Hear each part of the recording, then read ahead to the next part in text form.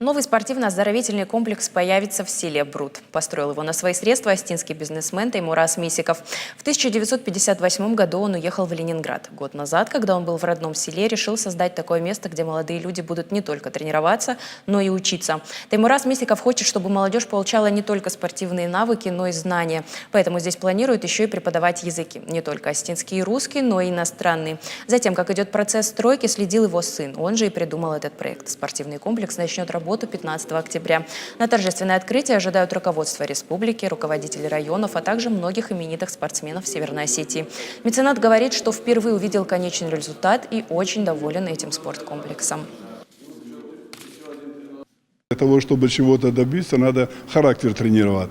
Вот я хотел, чтобы из Брута выходили молодые люди, уже готовые к чему-то, в физическом смысле, умственном смысле, чтобы занимались гимнастикой, занимались, чтобы шахматами занимались, чтобы иностранным языком занимались, чтобы из Брута уже уехали, готовы были влиться в большой город или даже в другую страну. Поэтому вот эта мечта сбылась, и я очень рад и благодарен всем, кто помог. Как вы сами видели, зал полностью укомплектован, зал соответствует всем, так сказать, нормам, требованиям.